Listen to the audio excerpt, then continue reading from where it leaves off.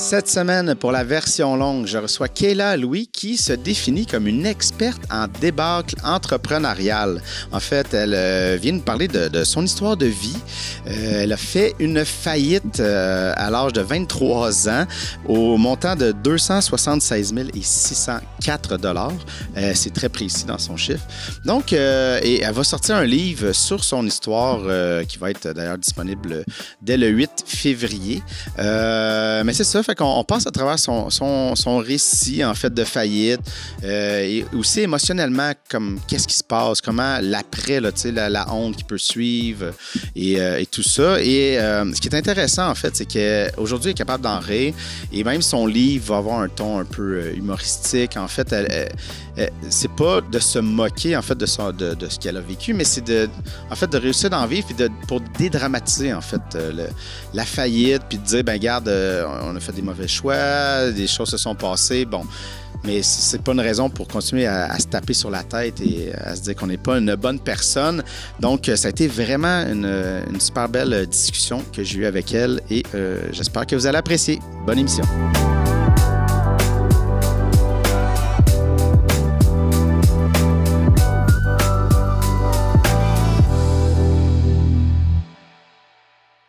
Kayla, merci beaucoup d'avoir accepté mon invitation. Bien, merci à toi de m'avoir invité. Je suis vraiment contente d'être ici. Oui, c'est ça. Là, tu parlais, là, tu vas devenir une podcast famous. Là, tu fais le tour là, tranquillement. Ouais. Ben, j'ai eu la chance d'être invitée sur plusieurs podcasts. Fait que c'est le fun là, de pouvoir avoir accès à d'autres publics puis de partager un petit peu mon histoire. Puis qu'il y ait plus de gens là, qui découvrent un peu ce qui m'est arrivé là, dans ma vie. Oui, c'est ça. Ben, on va rentrer dans le vif du sujet, mais en même temps, c'est ça, tu es très vocal, en fond, sur les médias sociaux. Tu as un livre qui s'en vient, on va en parler abondamment, mais ça vient de où, cette idée-là, de vouloir en parler, en fait? Ça a été pour moi une forme de thérapie. Okay. Pour résumer le tout, on va parler de faillite. On ne l'a pas encore nommé. Oui, c'est ça. On parle de faillite. Oui, j'ai fait une grosse faillite quand j'étais jeune. Donc, puis c'est quelque chose que je parlais jamais. Je le cachais tout le temps. J'en parlais juste vraiment à un cercle restreint, ma famille proche nucléaire, mes quelques amis, parce que j'avais vraiment peur du jugement des autres.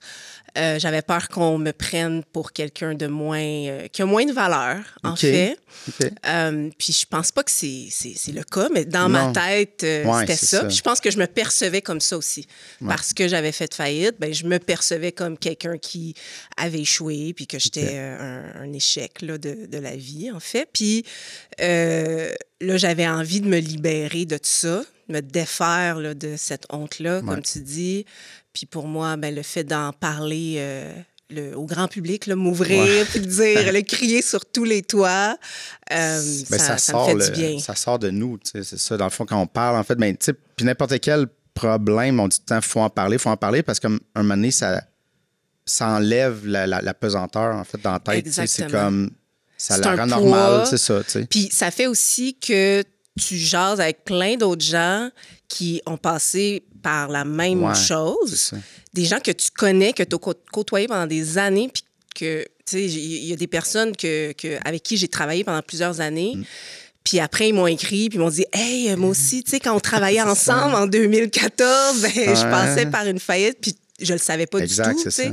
Eux, c'était le sourire dans la face, tout va bien, comment passer ta fin de semaine, puis finalement, tu te rends compte des années plus tard qu'ils ont vécu ça aussi, ouais. Mais on va en parler de la faillite. Justement, je pense qu'on va, on va rentrer là-dedans avant de s'étaler sur le reste. Mais donc, ça s'est passé, tu avais 23 ans, fait quand même jeune.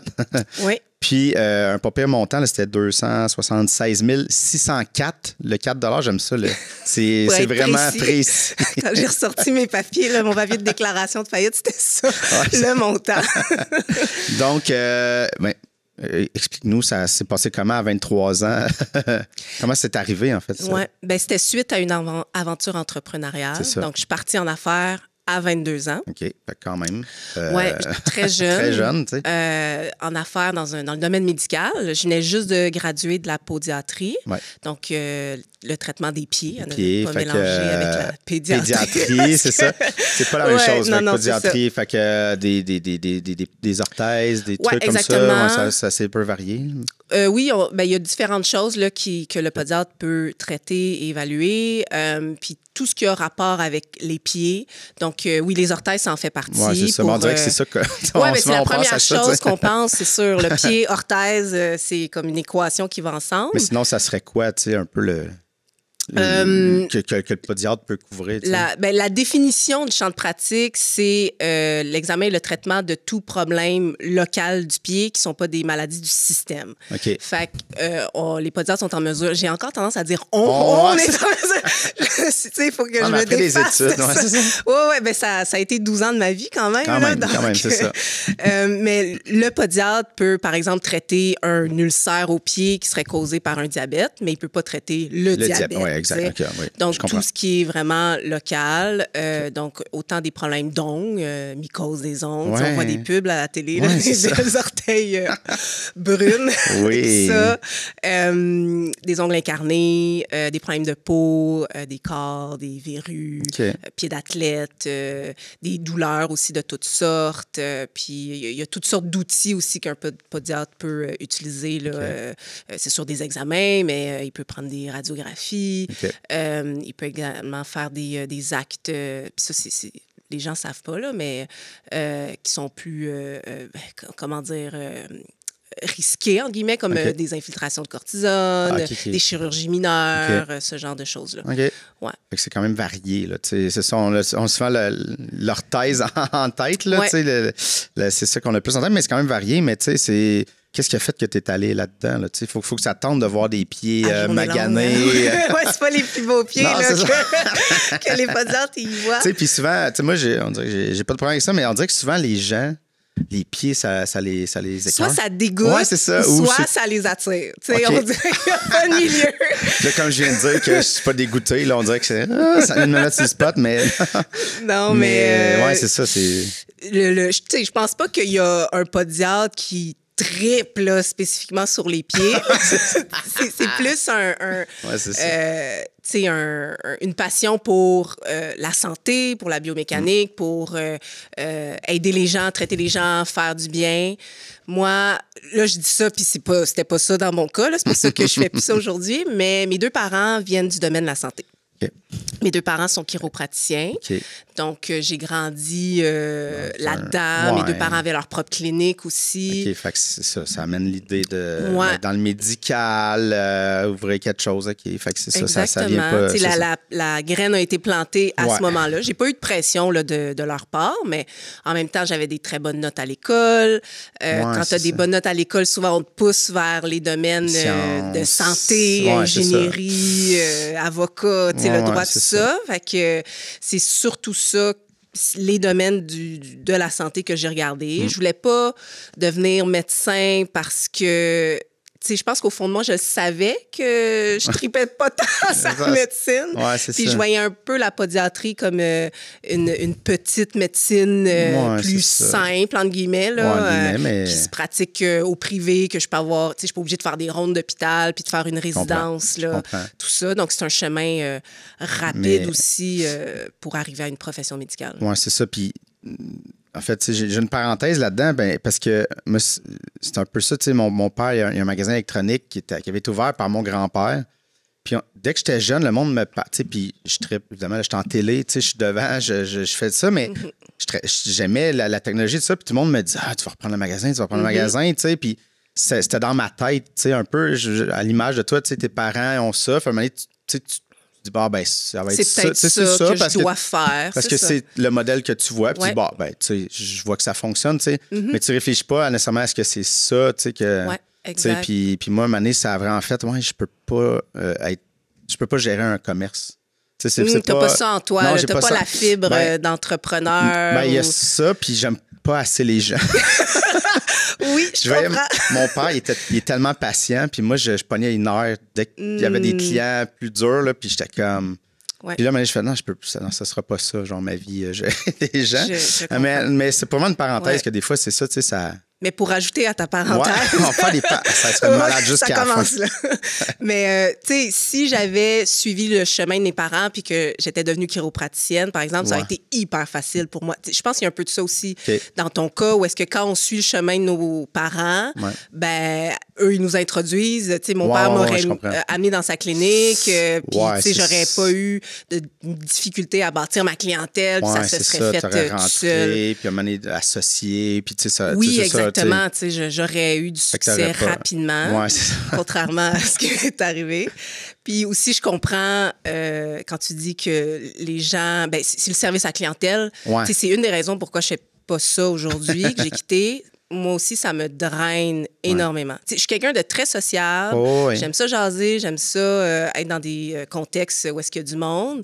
Mais c'est très difficile, le service à la clientèle. C'est d'apprendre à gager le monde rapidement, savoir quel genre de personnalité qu'ils ont, pour savoir comment les approcher, comment leur parler. Puis, les conflits. Les conflits, c'est ça. Les conflits, j'aime pas ça.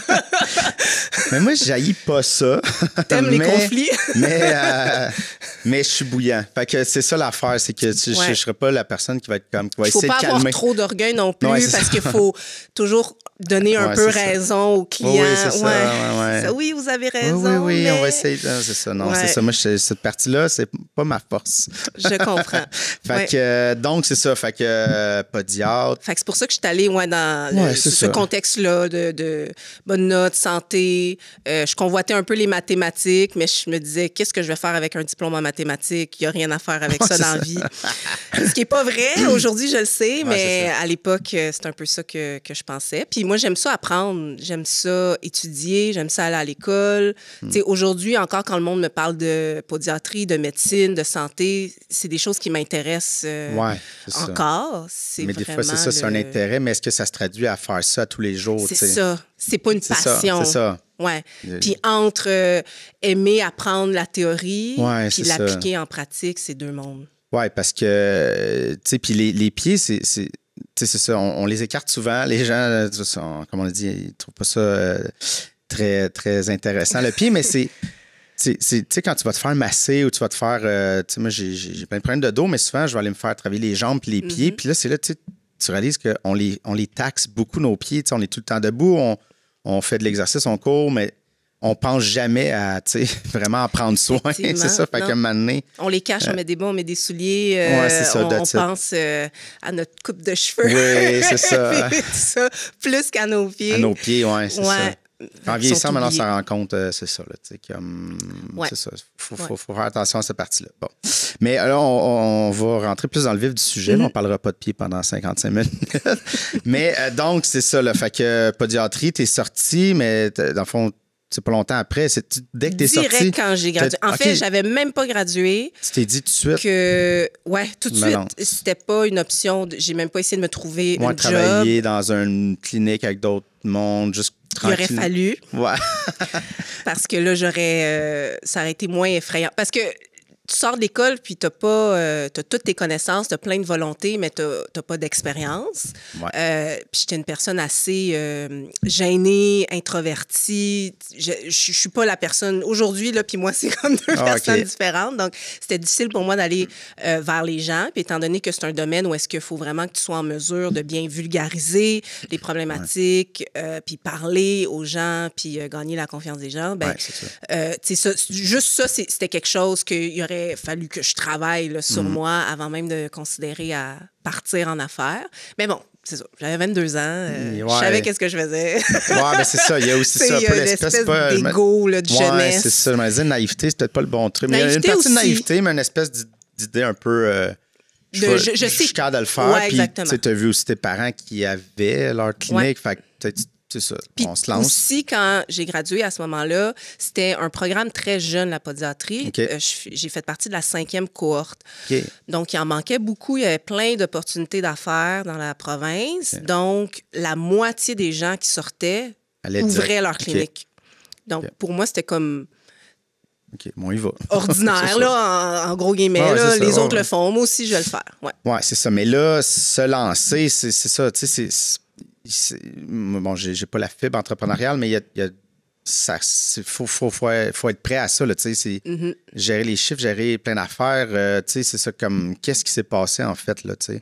Bien, faut être prêt à être stressé en permanence. Oui, c'est ça, là. C'est beaucoup de choses à gérer en même temps. Quand tu démarres, je veux dire, t'as pas une équipe de marketing, puis une équipe de comptabilité, puis une équipe de ci et de ça, tu sais, tu dois tout faire toi-même.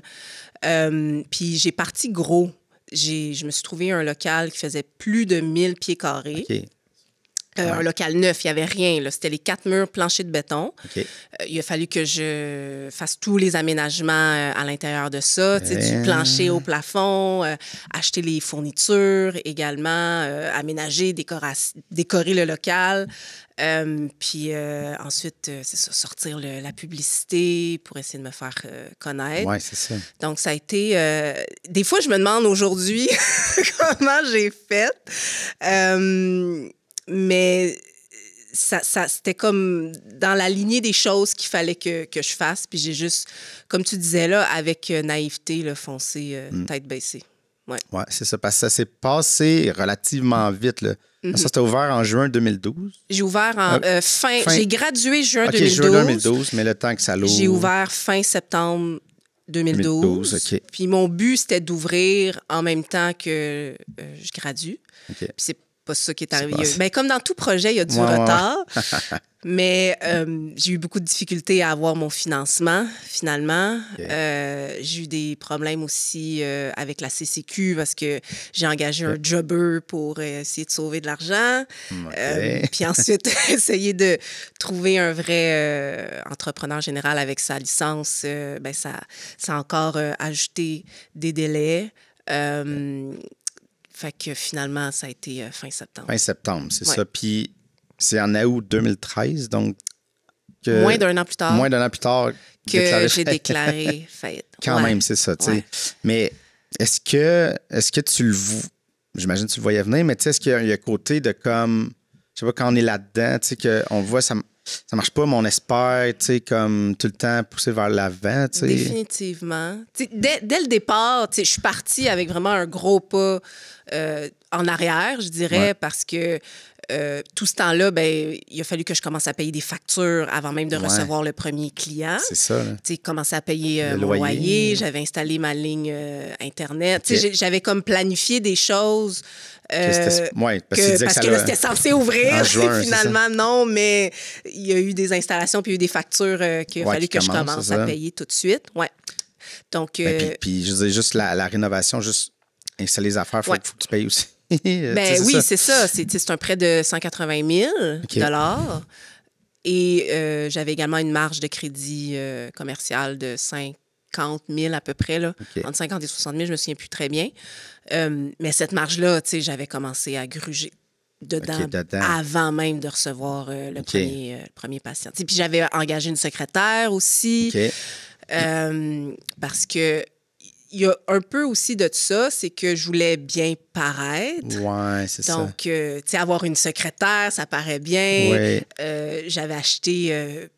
j'avais un local beaucoup plus gros que nécessaire, mais ça paraît bien d'être dans un grand local neuf. C'est ça. J'ai acheté des équipements aussi, des fournitures qui n'étaient pas nécessaires ou que j'aurais pu aller en une petite qualité, une coche en dessous, puis ça aurait été très bien. Mais j'ai acheté un Mac neuf, puis parce que je voulais que quand les gens rentrent dans le bureau, ils voient le beau Mac, le bel ordinateur avec la pomme. Puis, c'est une question de statut aussi que tu veux te donner. Qui t'amène à faire des dépenses qui ne sont pas nécessaires. Oui, c'est ça. Donc, ça gonfle la facture rapidement. Exact. Et j'ai jamais, quand j'ai ouvert, ça a été long avant que je me rende compte que ça allait pas marcher du tout parce que, comme tu disais, j'avais toujours l'espoir que ça va venir. Parce que, tu sais, au départ, bon, mais tu te dis, même s'il y a eu 3-4 mois de retard, bon, mais tu t'attends à ça parce que pas que tu t'attends de retard, mais tu t'attends pas à ça. Tu t'attends pas au retard, mais tu t'attends à, tu sais, il y a quand même des dépenses en partant, tu sais. Fait qu'il y a déjà, tu pars dans le moins. Ça, c'est sûr. C'est sûr que ça a été encore plus moins. Dans le moins, mais je veux dire, tu te dis, bon, ben, tu sais, tu dois te dire, bon, ben oui, mais là, les clients vont arriver, puis tranquillement, je vais repayer ça, tu sais, mais c'est ça, tu sais. c'est à quel moment tu t'es rendu compte que cette vague-là... Elle revenait jamais. Elle revenait pas, c'est ça, tu sais. Ça l'a pris, tu sais, peut-être, pour vrai, je pense 1 mois avant la faillite. Pas plus que ça. C'est ça. Où est-ce que je me disais, OK, ben il faut juste que je continue, il faut juste que je sorte plus de pubs, il faut juste que j'essaie de contacter les autres professionnels dans ma région, puis ça va reprendre. Puis j'avais toujours des excuses. Ah oui, mais c'est le temps des fêtes. Après le temps des fêtes, ça va reprendre. Ah, mais là, c'est une passe creuse parce que c'est l'automne. Ah, ben oui, mais là, c'est l'hiver. Tu sais, tu t'inventes un peu des... Ouais, tu essaies de rendre ça plus...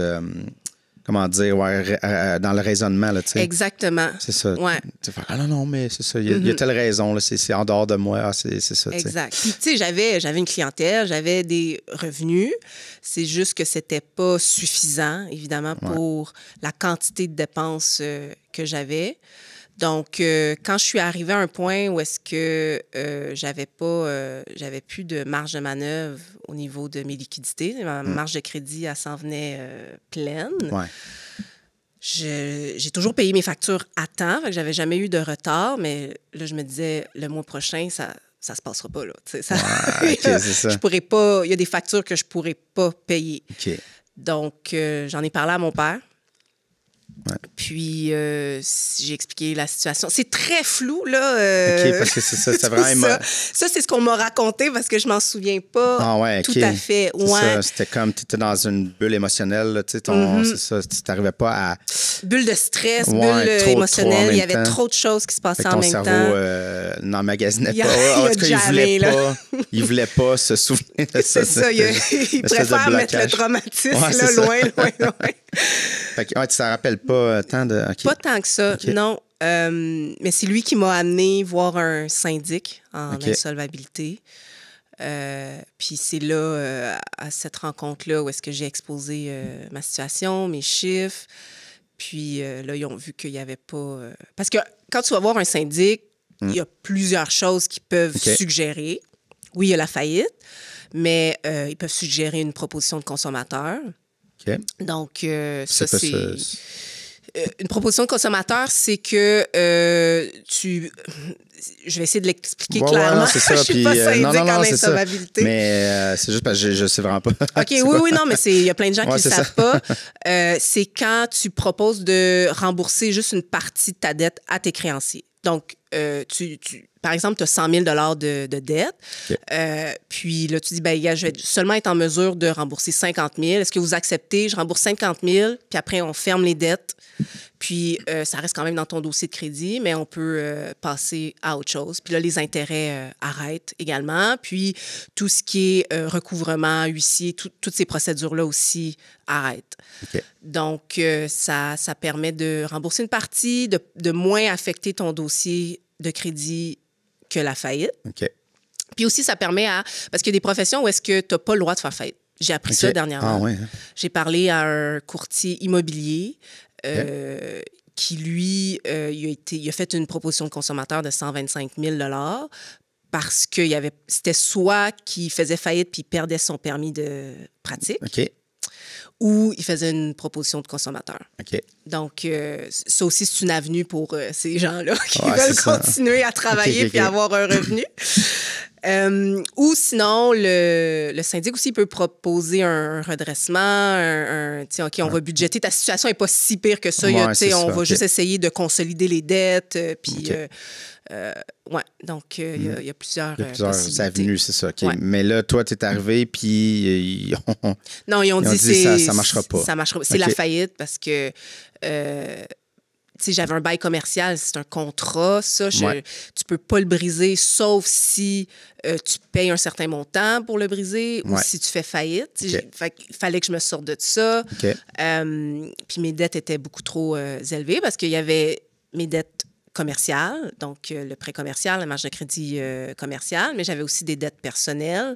J'avais un prêt étudiant aussi, puis quelques cartes de crédit, parce qu'il fallait bien que je mange. Ouais, c'est ça.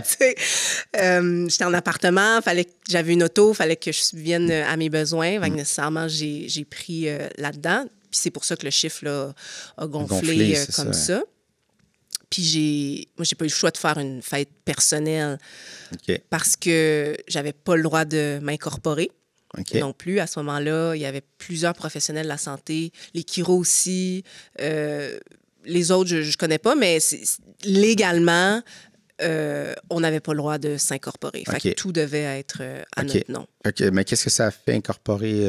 Ben, quand tu t'incorpores, c'est que les dettes sont au nom de la compagnie et pas à ton nom personnel. Donc, si la compagnie fait faillite, ben, c'est la compagnie qui fait faillite. Par contre, ça arrive souvent que quand même le propriétaire de la compagnie, faut qu'il fasse faillite parce qu'il a mis des biens en garantie. Il a mis sa maison en garantie ou il a mis son nom en garantie. Ou si tu es administrateur de la compagnie, automatiquement, tu es responsable des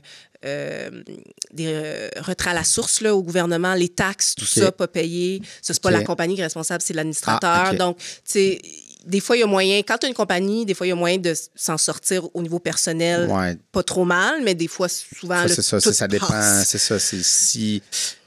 entêtement, c'est peut-être pas le bon mot, mais dire que je vais sauver ma compagnie, fait que tu mets, c'est ça, en garantie des trucs personnels. Oui, exactement. C'est ça, en essayant de ben, tu mets ça pour te dire que ben, si je mets pas ça en garantie, ben, la banque, elle va pas me financer. Fait que des fois, tu n'as pas le choix. Tu n'as pas le choix, c'est ça. Mais c'est ça. Mais c'est ça. Fait que tu n'as pas de souvenir vraiment de ce moment-là. C'est très flou. C'est ça, tu sais, comment ça se passait émotionnellement. Mais je me souviens que j'étais très, très stressée. Par contre, ça a été une certaine forme de soulagement aussi d'en parler à mon père. À ma mère aussi, puis au syndic. Puis je me suis sentie que pour une fois, tu sais, on allait me prendre en charge. Parce que quand tu es en affaires, tu es tout seul. Oui, c'est ça. Donc, il y a eu un certain soulagement quand même. Le pire, là, puis c'est tout le temps ça quand je parle avec d'autres personnes qui ont également fait faillite. Le pire, c'est les mois ou les semaines qui précèdent la faillite.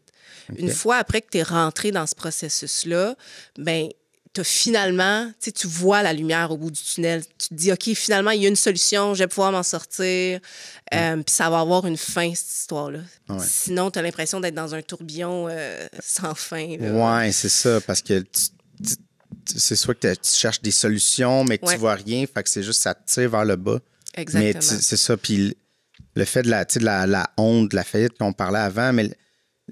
C'est ça, sûrement que ça crée cet entêtement-là. Ben oui, tu veux pas... Même quand tu rencontres d'autres entrepreneurs, d'autres gens de ta profession, que tu parles à tes amis, puis ils te demandent « Puis, comment ça va, la business? » Tu veux pas... comme moi, hein? Ouais, ça va mal, je suis endettée, je suis dans le trou. Il y a des gens qui sont capables de le faire, là, je dis pas. Mais moi, je voulais comme toujours avoir cette image-là de comme, ouais, non, ça va. Ou je minimisais, en fait, la situation. Je disais que c'était plus lent, c'était au ralenti, mais que ça va reprendre éventuellement. Oui, c'est ça. Ouais. Mais tu penses que ça vient d'où, en fait, là? Je parle at large, là, mais tu sais, je sais pas, j'imagine que tu as réfléchi peut-être un peu là-dessus, là, justement, vu que tu as écrit un livre, tu en parles, mais tu sais, cette espèce de besoin-là des gens de pas montrer de faiblesse, en fait, tu sais. De où exactement? Je sais pas.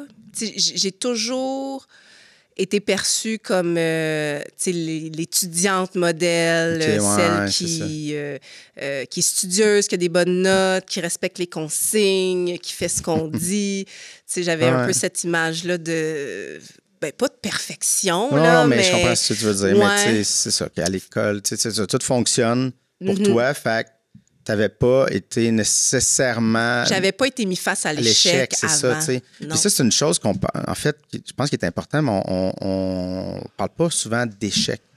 Tu sais, entrepreneur, n'importe quoi, à la télé, un peu partout, on va parler des succès. Les success stories, puis les gens qui ont réussi, mais... Puis derrière chaque histoire de succès aussi, il y a un paquet d'échecs derrière ça. Je pense pas que c'est possible de réussir quoi que ce soit sans t'enfarger à un moment donné quelque part. Puis puis je pense que c'est important d'en parler parce que, tu sais, je me dis, les seules fois où j'ai entendu, moi, parler de faillite, c'est seulement des gens qui ont eu du succès plus tard, en fait. OK. Puis ils vont le mentionner de façon, à demi-mot, rapidement. Ah oui, j'ai fait faillite, mais j'ai appris des leçons de ça. Puis regardez, je suis rendu millionnaire aujourd'hui. Alors que moi, j'accrochais pas sur ces discours-là parce que j'ai jamais réussi en affaires après. Ouais, c'est ça. J'ai juste échoué. Ouais, c'est ça. Mais reste que le succès, ça peut être sous une forme différente. Le succès, ça peut juste être de se remettre de cet échec-là, puis de retrouver une vie plus facile, là, disons. Là, mais je pense une chose, qu'il faut peut-être même parler aux jeunes, aux enfants, puis de parler d'échecs. Puis le sport est des fois une bonne façon d'apprendre à perdre.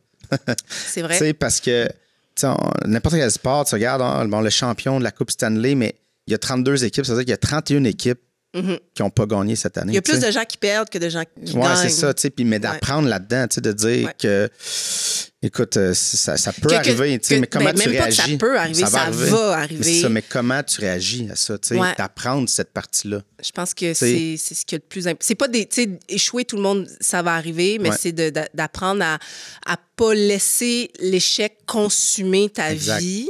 C'est ça. Puis oui, là, c'est normal d'avoir des émotions puis négatives par rapport à ça, puis d'être triste, puis il y a un moment de deuil nécessairement qu'il faut avoir par rapport à ça, mais que ça n'a pas besoin de définir le restant de ta vie, puis tu peux t'en remettre, puis tu as plein de leçons à apprendre de ça qui vont te servir plus tard, c'est sûr. Exact, c'est ça. Puis c'est ça, c'est de savoir comment réagir, parce que souvent, c'est ça, on met l'emphase de croyant vos rêves, viser la patente, puis c'est correct, mais il faut aussi apprendre dans ce chemin-là, il ne sera peut-être pas en ligne droite.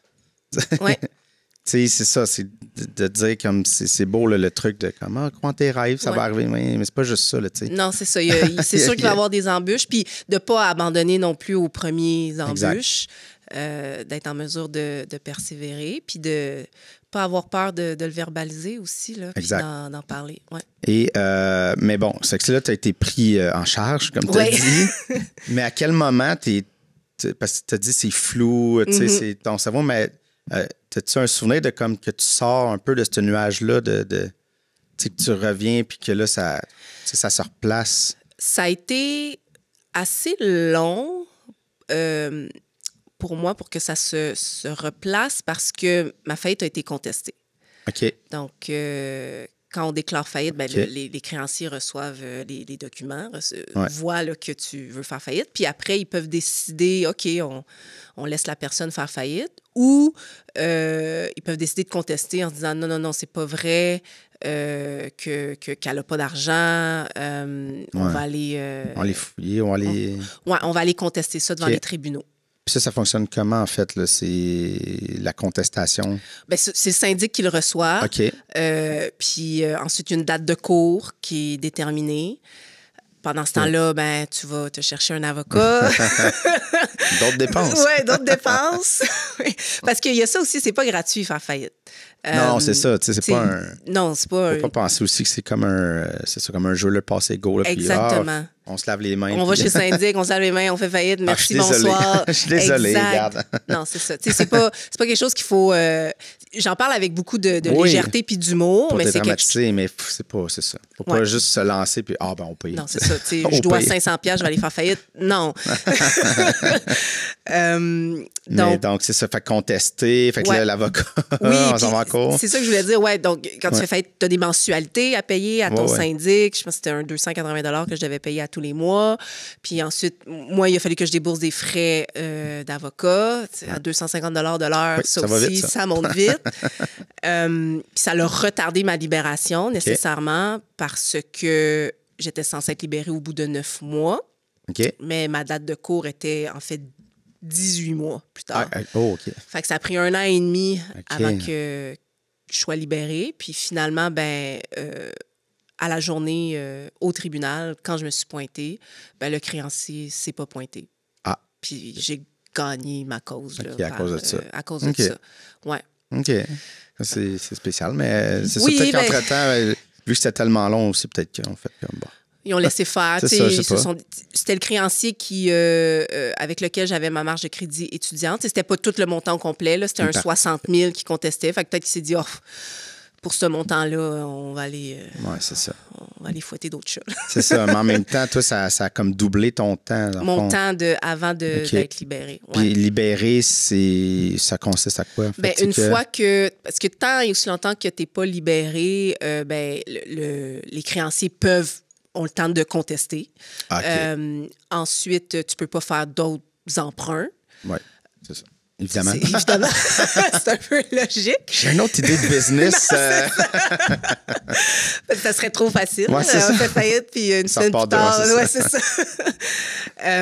Donc, une fois que tu es libéré, c'est vraiment à partir de là que tu peux commencer à rebâtir ton crédit. Et dépendamment si c'est ta première, deuxième ou troisième faillite, mais quand c'est ta première faillite, c'est à partir de là que ton 7 ans commence. Le 7 ans que ça reste marqué dans ton dossier. Dans le système, OK. Ouais. Fait que pendant 7 ans-là, tu as comme une marque à côté de ton nom. Puis, forgé, ouais, c'est ça. Chaud. Mais ça amène des limitations, j'imagine, niveau crédit. Ça fait que ça a beaucoup d'impact, là, tu sais. Ben, oui, ça a beaucoup d'impact tu sais, juste quand tu vas pour un forfait cellulaire, ils regardent ton crédit. Donc, vrai. Ça peut impacter ça. Ça peut impacter s'ils vont te donner le rabais ou pas, des choses comme ça. Dès que tu veux faire un emprunt, tu veux emprunter pour une voiture. Louer un logement. Oui, des fois, oui, tout à fait. Ils font des enquêtes de crédit pour louer un logement. Ça peut compliquer. Juste avoir une carte de crédit, c'est pratique quand tu veux faire des gros achats. Tu veux t'acheter un divan. C'est ça.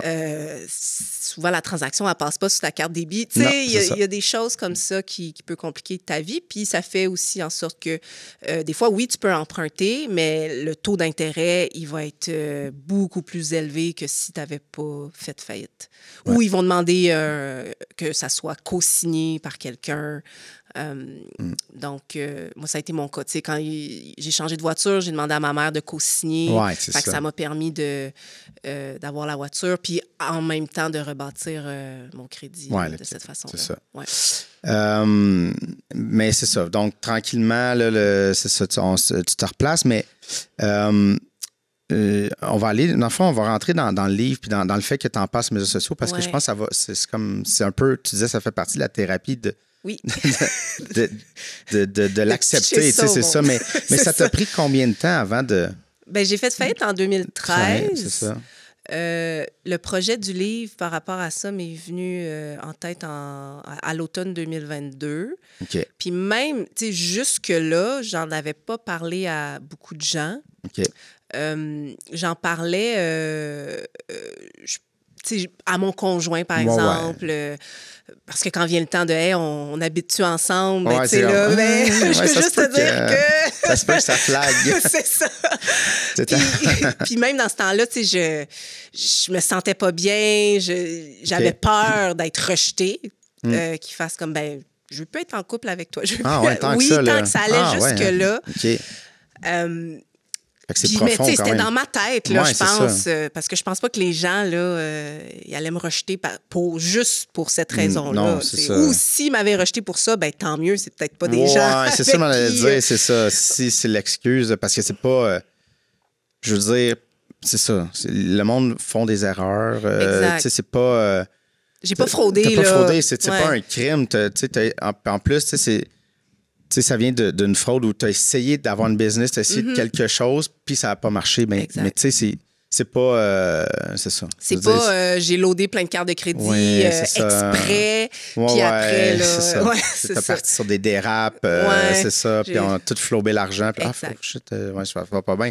Fait que, tu sais, ton histoire est pas super, mais ça venait toucher dans le fond. Oui, vraiment, mon estime de moi. Jusqu'à là, c'est immense, là, c'est ça, tu sais. Ouais. On y pense pas, mais ça m'avait affecté à ce point-là. Puis tu sais, je sais qu'il y a des gens que ce genre d'événement-là, ça brise des couples. Il y a des familles là, qui se parlent plus à cause de ça. Des gens qui sont partis en affaires ensemble, puis que...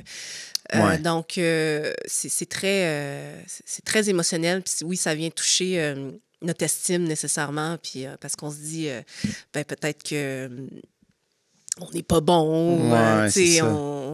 Pourquoi les autres ont réussi puis pas moi. C'est des choses qui te viennent en tête. C'est ça. Mais donc, c'est un processus d'acceptation que j'avais pas tellement entamé avant de commencer ce projet de livre-là. Mais là, c'est peut-être une question indiscrète, mais est-ce que tu avais consulté un psychologue ou non? Tu as juste... tu t'es dit, tu dealais un peu avec ça? Oui, je dealais avec ça tout seul. J'ai consulté une psy, 4 ou 5 séances. Ça donne rien, là. Non, 4 ou 5 séances de psy. Voilà, c'est ça. Donc, non, j'en avais pas. Non, mais je demande, puis parce que j'essaie aussi de démocratiser un peu, de rendre ça normal. Moi, je veux dire, j'en parle souvent dans le podcast que j'ai été voir des psys, puis tu sais, mais puis c'est ça. Puis des fois, c'est ça, c'est d'aller jaser, ça fait du bien, tu sais. Oui. Mais puis ça t'amène une autre perspective. C'est ça. Fois. Mais tu sais, là, tu rentrais dans l'idée que tu t'avais honte. Tu sais, ça a créé la honte, ça a créé tout ça. Fait qu'il y avait peut-être ce côté-là de. Tu sais, on pense pas aller demander de l'aide, tu sais. Non plus. Ça. Surtout quand, je veux dire, ma vie allait quand même bien. C'est ça. J'avais pas de gros problèmes. J'étais pas en dépression ou en burn-out. Non, c'est ça. Donc, puis on en parle plus aujourd'hui qu'il y a 10 ans. Puis ça ne m'était pas venu là, en tête d'aller consulter. Puis ça coûte cher aussi, un psy, là, on ne va pas se le cacher. Oui, c'est... Travailleur autonome, pas d'assurance. Bref, ça aussi, ça fait monter la facture, là, mais... Exact. Mais en fait, c'est plus d'en parler, tu sais, si les gens écoutent que... Mais oui, définitivement, si tu as les moyens, si tu as des assurances... d'y aller, tu sais, puis pas d'attendre d'être rendu au point où est-ce que tu es sur le bord du burn-out ou que, tu sais... Exact, c'est ça. Tu n'es pas obligé d'avoir des gros problèmes là, pour consulter, là, au contraire. Non, c'est ça. Puis, mais tu sais, de se dire que là, ça l'affectait dans le sens que tu as la peur du rejet, la peur que les autres... juge ça, tu sais, c'est ça, c'est quand même intense. Mais là, le 7 ans est échu depuis... j'ai été libérée en février 2015. OK. Donc, 2022. Février 2022. Est-ce que tu as célébré... Non. non, même pas, ça a juste passé. Même pas, ça a juste fait comme « Ah! OK. Délivré, libéré. » Chanson de réponse. Non, même pas réponse, mais elle savent. Ouais, c'est ça. Je suis là-dedans. J'ai un petit enfant de 3 ans là, qui écoute ça en ce moment. Mais non, c'est ça. Fait que non, je me demandais s'il y avait une grosse célébration. Dû, acheter une bouteille de champagne. Là. Ouais, surtout qu'il y en a une bouteille de champagne qui s'appelle Victoire. Là, fait que c'est comme ils ont trouvé le meilleur nom parce que tu sais, c'est comme. Ben oui. T'achètes ça pour des occasions. Mais donc, c'est ça. Fait que fait que c'est en 2022 que ça a commencé à te trotter d'en parler. Mm-hmm. Et fait que là, tu es sur les médias sociaux. C'est plus là que tu as commencé, en fait, à en jaser? Ben, en fait, j'ai commencé avec d'abord le projet du livre. OK. Les réseaux sociaux, c'est venu après. OK. Puis, d'écrire ce livre-là, ça m'a forcé à retourner dans tous mes souvenirs, reparler avec les gens qui étaient proches de moi à cette époque-là, surtout ma mère, mon père, puis de vraiment le digérer comme il faut. Ouais. J'en ai braillé des shots là, en écrivant le livre, puis aussi le fait que je suis allée chercher d'autres entrepreneurs qui sont partis en affaires et qui ont fait faillite eux autres aussi. Il y en a 6 autres dans mon livre. OK. Ben, ça m'a comme fait du bien aussi de savoir, j'ai comme une petite communauté là, de faillis. Là. Ouais, c'est ça.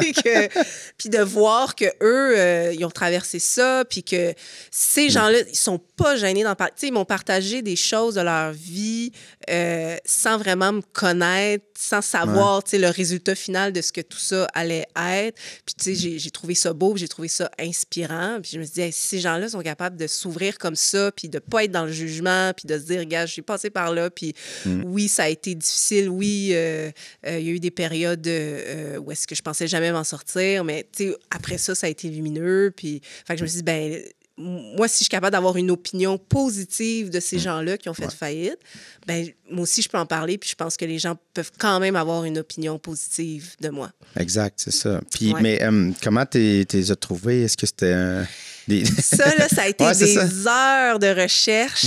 Ouais. J'ai d'abord... j'ai ma mère qui a fait faillite. OK. Donc, elle est dans mon livre. J'ai commencé par là. Ensuite, j'ai tâté mon réseau pour voir s'il y a des gens des gens qui connaissaient des gens qui avaient fait faillite. Ouais. J'ai mon copain ses réseaux sociaux, il y a quand même beaucoup de gens. Ouais. Donc, il a fait un appel sur ses réseaux sociaux. Donc, à travers lui, j'ai eu quelques réponses.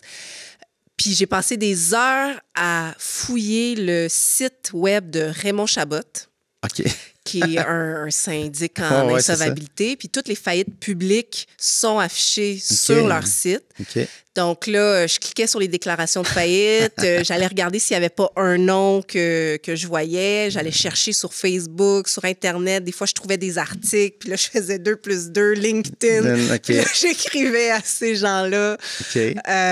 Puis ouais, j'ai réussi à avoir une personne grâce à ça. Ouais. Mais sinon, les réponses, c'était... Tu sors d'où, toi? Tu sors d'où, c'est ça. Ouais. J'ai été sur le site. Il y a beaucoup de monde là, qui font ça, qui passent leur temps sur le site à fouiller. Beaucoup. Là, c'est ça. Pense pas. Passe à travers tous les trucs. Mais est-ce que c'était clair pour toi quand tu as commencé à faire ça que c'était une forme de thérapie, tu sais, qui savait... Non, c'était pas si clair que ça. Tu sais, j'ai toujours voulu écrire un livre. Ça, c'est un rêve depuis que je suis toute petite. J'avais juste pas de sujet qui m'habitait assez, là, qui me passionnait assez, puis sur quoi écrire.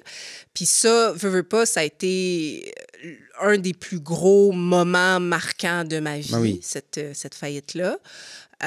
Donc, c'est un sujet qui est facile pour moi d'aborder, de parler. Mais je voulais pas y aller non plus dans l'espèce de témoignage dramatique puis larmoyant. Donc, je l'ai fait sous forme d'autodérision puis d'humour. D'où le titre du livre. Je sais pas si tu le connais, le titre. Oui, mais je l'avais noté, là, mais 10 conseils infaillibles pour une faillite réussie. Assurée. Assurée, assurée. 10 conseils infaillibles pour une faillite assurée. Assurée, oui. Mais déjà là, c'est ça, on met le ton. C'est ça. Puis ça fait un peu, comme vendeur de, coach, c'est exactement coach de vie, ça. Mais genre, let's go moi, avec moi, j'étais un coach de faillite. J'ai accompli quelque chose d'extraordinaire, puis je veux qu'il y ait le plus de gens possible qui accomplissent ce que j'ai réussi. Exact. Moi aussi. Faites-le mieux que moi, même. Oui, faites-le encore plus gros, plus vite. C'est ça. Fait que c'est comme... C'est 10 conseils pour bousiller ta vie personnelle puis professionnelle. C'est intéressant, cet angle-là, mais il y a quelque chose aussi, tu sais, de pouvoir en rire. Souvent, ça l'aide à dédramatiser les situations, mais ça aide à le vivre aussi, tu sais, mais plus sainement. Tu sais. Oui, sainement. Ça m'aide à un petit peu aussi me détacher de tu sais, j'avais 22 ans. Il y a ça, là, tu sais, c'est ça. Là. Je pense que tout le monde à 22 ans a fait des choses tu sais, qui n'avaient pas de bon sens. Tout le monde à 22 ans a pris des mauvaises décisions. Puis là, après, 10 ans plus tard, c'est correct d'en rire, c'est correct de se dire hey, j'étais un peu conne. Non, c'est ça. Mais c'est normal, à cet âge-là. Exactement. C'est définitif. Là. Moi, j'aurais pas eu de business. Déjà, là, j'en aurais pas aujourd'hui, mais à 22 ans... non, c'est ça. C'est rare, je pense. Oui, il n'y en a pas beaucoup, là, des gens qui décident à 22 ans de se partir en affaires comme ça. Fait que, pour moi, c'est la façon la plus agréable de me thérapeuter. Oui, c'est ça. Non, mais c'est ça. Pas un mot, là. Pas un mot, mais on va compenser. Mais en le faisant, parce que là, tu ressassais des affaires, ça a refait sortir des émotions. Puis à un moment donné, c'est ça, ça a dû décliquer de faire que ça... Ça me fait du bien, en fait, finalement. Sur le coup, non. Non, pas sur le coup, mais... ça ressort, puis des fois, ça m'a refait vivre des traumatismes. Ça m'a remis dans certaines émotions que j'avais juste enterrées. Mais, tu sais, de finalement les vivre à 100%, c'est là qu'on peut passer à autre chose. Mais c'est exactement, je m'en allais dire, c'est parce que souvent, on enfouit, fait qu'on l'a juste pas processé. Exact. Puis le fait de pleurer, je veux dire, au moins, tu l'as vécu. Tu l'as laissé sortir. C'est sûr que le moment qu'on pleure, on pleure, mais c'est bon oui, de pleurer. C'est bon Si besoin. Non, c'est bon, moi. Ouais. C'est pour ça que j'écoute beaucoup de films tristes pour essayer de me faire sortir les affaires. mais donc, c'est ça. Fait, mais là, ce livre-là, ça se bâtissait tranquillement, mais est-ce que c'était clair que tu allais le sortir? Tu sais, c'est ça. Ouais, est-ce que dès le départ, c'est comme je vais faire un livre ou c'était comme. Non, dès le départ, c'était le livre. Je sais pas comment l'idée, mais beaucoup là, sur les réseaux sociaux, il y a des coachs de développement personnel, des coachs d'affaires. C'était un métier que je connaissais pas avant. Donc, cet aspect-là, ça m'a inspirée. Puis, à partir de là, ben, j'ai fait un peu de recherche. J'ai lu plein de livres sur les affaires, sur la croissance personnelle. J'ai écouté des podcasts, lu des biographies aussi de gens là, qui ont réussi pour me mettre un peu dans ce mood-là. Puis, je savais que c'est un livre. Puis, dès le départ, je savais que c'était cette approche-là humoristique, ironique que je voulais avoir. Puis, après, j'ai juste pitché toutes mes idées sur papier, toutes les choses dont je voulais parler, toutes les thématiques intéressantes que je voyais aussi dans d'autres livres. Puis, j'ai organisé ça là, en chapitres, puis je me suis mis à fond dans l'écriture. Est-ce que tu avais déjà écrit avant? Est-ce que tu écrivais des trucs pour le plaisir ici et là? Un petit peu. Des débuts d'idées de livres qui n'ont jamais abouti. Des revues, pas des revues littéraires, là, mais oh mon Dieu, je parle des nouvelles ou... Une nouvelle, c'est ça. C'est ça ouais. Nouvelles littéraires, j'en ai écrit, mais c'est tout. C'est tout, c'est ça. Ouais. Mais puis est-ce que c'est auto-produit? Oui, je l'auto-publie. Auto-publie, oui, c'est ça. Je voulais garder le contrôle total sur ce livre-là, garder tous mes droits sur ce livre-là. Je voulais pas être à la... dépendre du oui ou du non d'une maison d'édition, puis de leur échéancier à eux et tout ça. Donc, dès le départ, je savais que je voulais tout faire puis le publier moi-même. Puis c'est très 2024 là, de faire ça. Tout le monde se part des podcasts eux-mêmes. Tout le monde il y a plein de gens qui écrivent des livres par eux-mêmes. Puis je trouve ça le fun aussi de passer par ce processus-là. Et ben là, nous, on filme, c'est avant le lancement là, officiel, c'est le 8 février. Mais en fait, je pense qu'il va être sur Internet avant. Il va être sur Amazon à partir du 8 février. OK, il va être sur Amazon aussi, c'est ça. Mais je parlais du podcast, va sortir, je pense, juste avant. C'est ce qu'on fait là en ce moment. Ce qu'on fait là, oui, c'est ça. Le monde devrait pouvoir l'écouter avant. Mais est-ce qu'il y a une fébrilité, là, le fait que... Il y a un gros stress. Un gros stress? Le manuscrit, là, je l'ai tellement lu, puis relu, puis relu, puis relu, puis c'est comme ma phobie de comme, est-ce qu'il y a encore des petites erreurs? Est-ce que... Puis à un moment donné, une fois qu'il est sorti, puis... il est trop tard. Ouais, il est trop tard. Surtout quand c'est imprimé sur du papier, là, c'est un peu plus compliqué. On peut plus le corriger après, là, c'est fini. Mais est-ce que tu l'as fait vérifier par quelqu'un? Parce que, tu sais, des fois, quand on a une maison d'édition, je veux dire, il y a une équipe, ils vont lire le manuscrit, ils vont le passer à du monde, mais ouais, c'est ça. T'as pas le choix. T'as pas le choix parce que... Parce que même si, tu sais, je suis quand même bonne en français, mais il faut absolument que ça passe entre les mains d'une correctrice linguistique parce que ton texte, tu l'as tellement eu d'en face que tu vois plus les erreurs. Exact. Donc, t'es trop collé. T'as pas de recul pantoute. Non, c'est ça. Puis, je veux dire, elle m'a corrigé un paquet d'erreurs que j'étais comme, ben oui, c'est sûr, là, il manque un S, mais c'est ça. Tu le vois plus.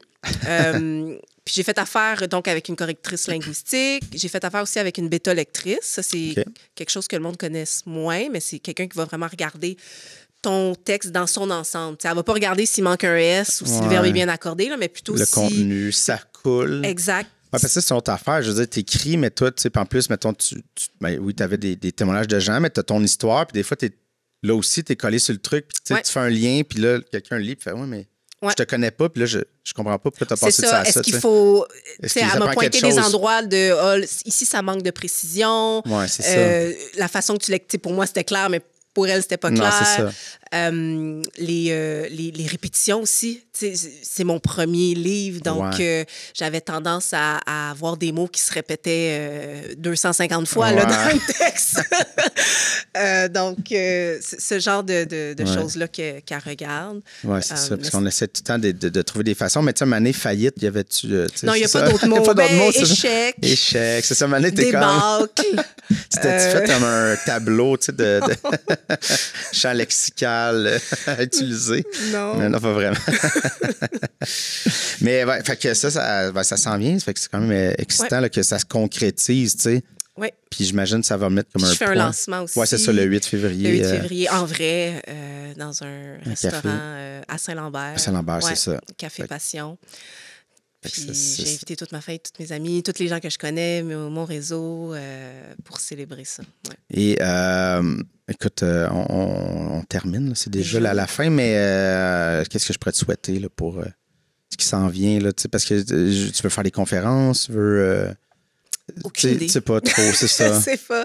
Je me souhaite juste de rencontrer plein de gens. D'avoir des belles discussions avec des nouvelles personnes.